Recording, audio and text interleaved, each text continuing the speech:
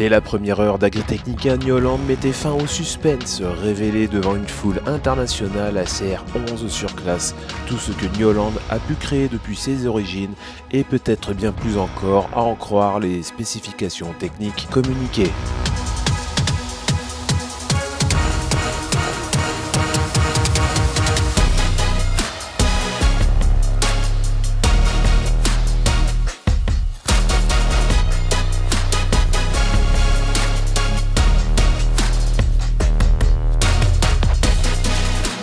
En attendant de pouvoir le confirmer au champ, retrouvez toutes les informations la concernant sur farmconnection.com.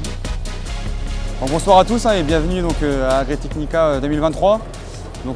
Paul Vincant, responsable produit batteuse pour le marché français.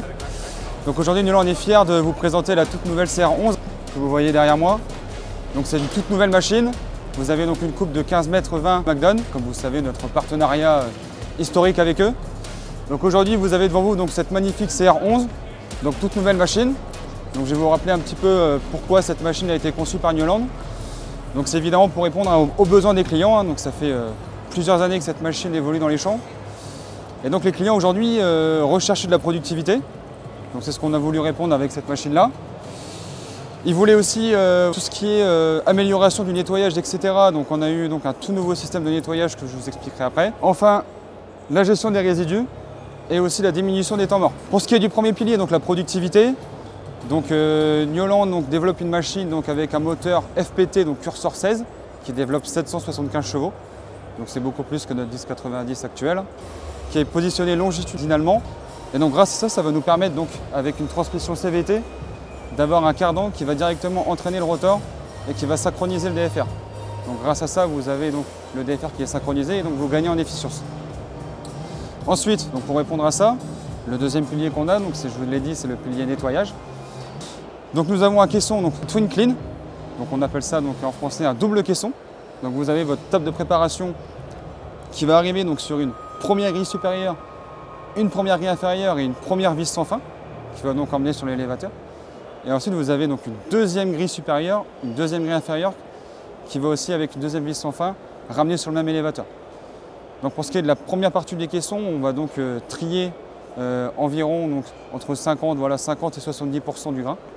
Et ensuite la deuxième partie des caissons, on triera le reste. Grâce à ça, on va gagner beaucoup en efficience. Pour ce qui est du caisson, je vous l'ai dit, c'est un caisson quadruple chute avec un double caisson. Et ce caisson a la particularité en fait de suivre en fonction, si vous avez des pentes, du blé versé ou un peu moins de blé sur un fond de coupe, etc. Parce que sur 15 mètres de large, vous n'avez pas toujours la même quantité de blé à chaque endroit. La particularité de notre caisson, c'est que si vous voulez, il est monté sur vérin. Et il va s'incliner en haut et en bas et sur le côté. Ce qui va nous permettre d'avoir une répartition uniforme du grain. Et c'est vraiment là où on va gagner en capacité sur notre machine. Voilà pour ce qui est de la productivité. Si vous voulez, par ordre de comparaison par rapport à une CR 1090 aujourd'hui, on va gagner entre 30 et 40% de productivité. Au niveau du troisième pilier, vous voyez juste derrière moi le radar, la côté gauche, qui va mesurer la vitesse du vent et l'éparpillage.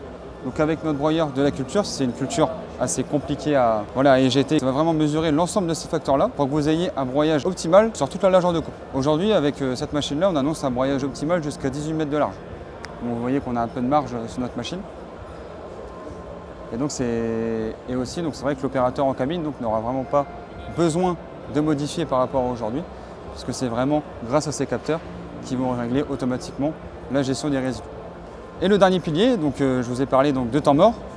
La grosse particularité sur notre machine que vous n'avez pas l'habitude de voir auparavant, ça va être la réversion des rotors. En cas de bourrage, la CR11 n'exclut pas les bourrages, même s'il y en a très peu. On va pouvoir aujourd'hui débourrer les rotors automatiquement en restant en cabine. C'est vraiment un point fort aussi qu'on a sur notre machine. C'est que vous allez d'abord désengorger votre coupe, votre convoyeur. Et ensuite, grâce à un système d'inversion des rotors, vous allez réussir à débourrer vos rotors et aussi le DFR. Ensuite, comme je vous ai dit, on a gagné en efficience, on a beaucoup moins de courroies.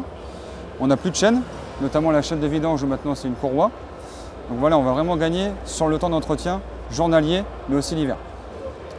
Pour ce qui est toujours de la productivité, nous avons ici une trémie de 20 000 litres.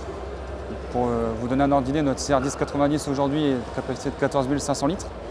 Avec cette vidange que vous voyez juste derrière moi, elle aura un débit de 210 litres secondes. Donc c'est vraiment intéressant, vraiment très important. Et donc on a 2 vitesses en cabine.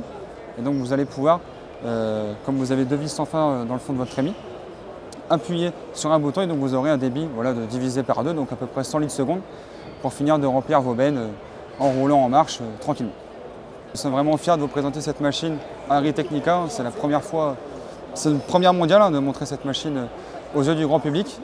Et donc vous aurez l'occasion de l'apercevoir dans les champs dès la saison prochaine, puisque nous aurons ces machines-là sur les plaines françaises.